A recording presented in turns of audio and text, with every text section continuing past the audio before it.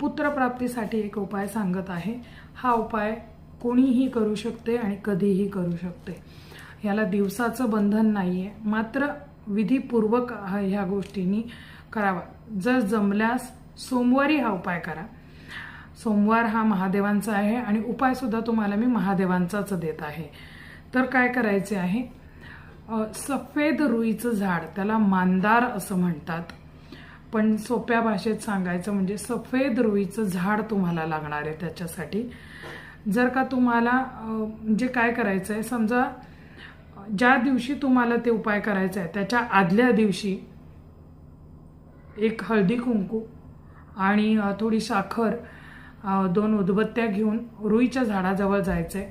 झाडाला ते उदबत्त्या लावायच्या, हळदी कुंकू व्हायचं, अक्षता व्हायच्या, थोडी साखर नैवेद्याला दाखवायची, प्रार्थना करायची की उद्या आम्ही तुझ्या झाडाची एक म्हणजे खोडातून एक थोडासा तुकडा काढून घेऊन जाणार आहे। एक थोडासा जाडसर तुकडा त्या झाडाचा तोडून तुम्हाला आणायचा आहे आणि तो घरी घेऊन यायचा दुसऱ्या दिवशी। तर तो घेऊन यायचा, झाडाला आधी प्रार्थना करायची, झाडाची परमिशन असल्याशिवाय कधीही तोडू नका, उपाय तुमचा फेल जाईल। मग ते घरी घेऊन यायचे आहे। त्याला पहिल्यांदा कच्चं दूध म्हणजे न तापवलेलं निरसं दूध ते घ्यायचं आहे। त्याने पहिल्यांदा ते धुवून काढायचे ते खोड।